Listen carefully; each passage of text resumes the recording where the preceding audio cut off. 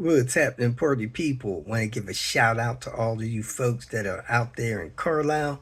Hope you all are having a great day. And most importantly, that it's not trying to rain y'all out, so stay dry. Hey, I took care of a couple things yesterday and did go and help Tony with some control arms, man. Probably the toughest control arm job I've ever had, so do stay tuned for that video in the future. And got a couple things to take care of here around the house today, and probably go break off and help James for a little while. So hey, again, hope you guys out there in Carlisle is having a great day. And this video is just finishing up traveling from Texas to Cincinnati here, and then checked out what was going on with Byron's car not running properly. So hope you enjoy today's clips. Welcome to Hanging Out with Robert, that's me. This video contains things that I encounter throughout the day. If for some reason I complete a task and you would like to see the details, you could click on the link in the description area below. This video also contains tips and tricks that I learned throughout the years. I plan on leaving this video accessible for about 30 days. After that, you can view it through my Patreon account. Thank you very much for watching.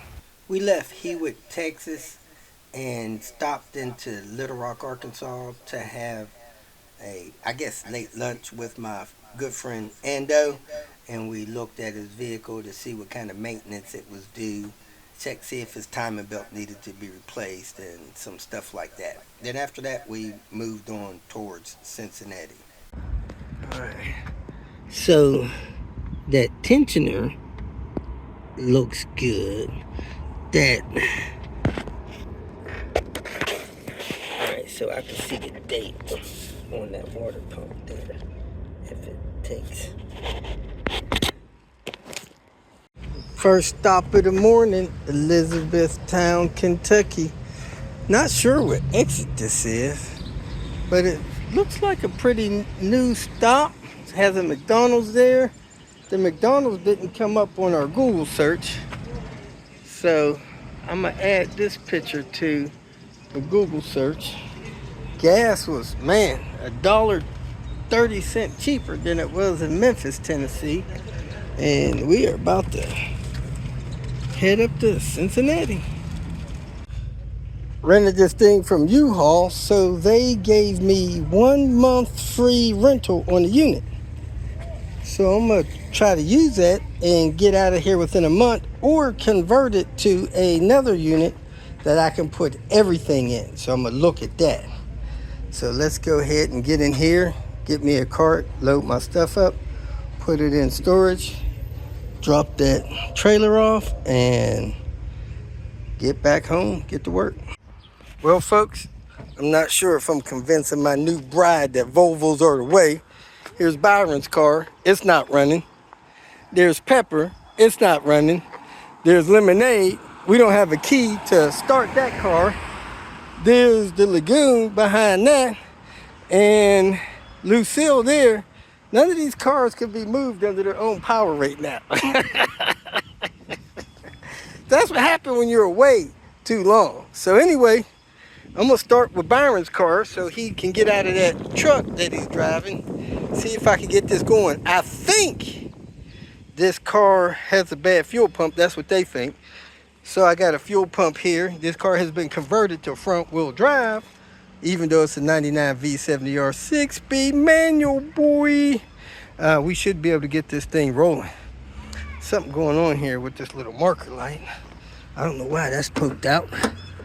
Oh, because the latch is broke on it. That needs to be fixed, taped, glued, something.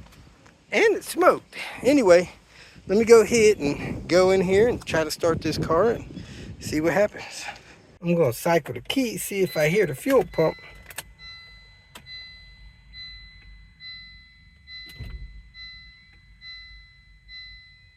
I don't know if I hear the fuel pump. Could also be a fuel pump relay issue. Let me enter. Turn this off. Whew.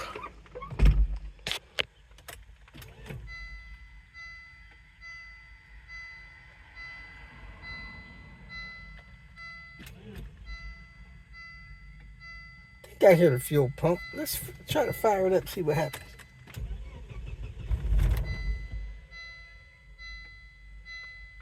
Fuel pump might be weak. We could scan it, see what kind of air codes we got. Let's see if we got fuel pressure on the rail. Well, one thing for sure, we barely got oil on this dipstick, so this thing's probably down to 3 quarts, maybe 2.5, which is enough to start it, but I wouldn't be trying to drive around like that. I pulled the cap off the fuel rail. Let's see if we get a burst. Yeah, we got a good burst. Something else probably going on here. Let me try to start it and keep it running and scan it for codes. It's probably got a bad mass airflow sensor or something. Wires on that mass airflow sensor were damaged at one time, which was causing some horrible running issues. But let me try to get it started. Put some oil in it first and go from there. I just dumped 2 quarts and I'm still barely on the dipstick. I got another 1.5 quarts, 2 quarts to go. Let's dump another 1.5 quarts in here and see where that brings us. Man, I'm 4 quarts in. Let me see where we're at on this dipstick. Just at the full mark. Just shy of 4 quarts low. That means it had about 2 quarts in it. Surprised the low pressure light won't come on. I need to check compression on this thing. It may just be worn out engine, low compression now, running it low. This is just a result of running with bad valve stem seals for a while. He's just consuming a lot of oil. He's not staying ahead of keeping it full and running it down this low. So let's see if it'll start and hold. And I got my computer now. We can scan it if my computer's charged up. Fired right up that time and seemed to be running all right. I hear that single mass flywheel chatter. Stop that by pushing in the clutch.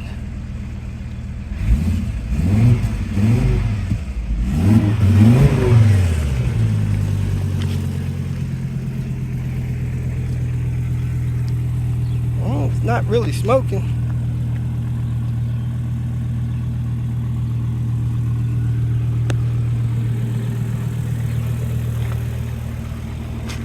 I guess we can let it idle and take it for a test drive, see how it does. About a 5-mile test drive. Yeah, let me do that. Had some real bad power surges and jerking between like 2,000 RPM and 3,200. Smoothed out over 3,200, which is strange. So we're gonna scan this thing for codes and see what we got. Oops, key somewhere. Yeah, that fan kept running when I turned the engine on. I don't think that ECT sensor will cause this erratic running, but I do have that. I got an O2 sensor code, and I got this leak. It's detecting some kind of major leak, which could be a problem in this car running smooth. What was the initial state? Oh yeah, we got a bunch of stuff here. Throttle position sensors, all kind of stuff. Let's check delivery too. I'm gonna code down on this. And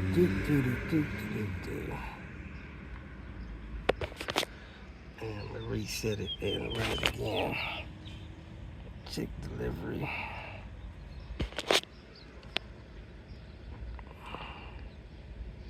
Fan, motor, passenger compartment signal. That fan was working. Driver's side airbag. I didn't see a airbag light. Seatbelt buckle faulty. And all kind of weird stuff going on here. Alright, so we're gonna start the car up and clear these codes and see what comes back. So I need to look for a vacuum leak on this thing. We need to get an ECT sensor and probably an O2 sensor too. So let me work on that stuff and get that replaced and go from there. Now this just ain't right. I seen this dog in the street a little bit. I think it's a Cane Corso. Ain't nobody supposed to have a dog that big loose in the neighborhood. That dog could do some serious damage. Go home. After a test drive, this is the only code there. I don't even understand. And the fan ran. So, looks like there's something going on with the ABS. That's it for today. If you guys haven't done so, please like and subscribe and leave a comment. I appreciate your support. And I'll check in tomorrow with another video. Have a great weekend.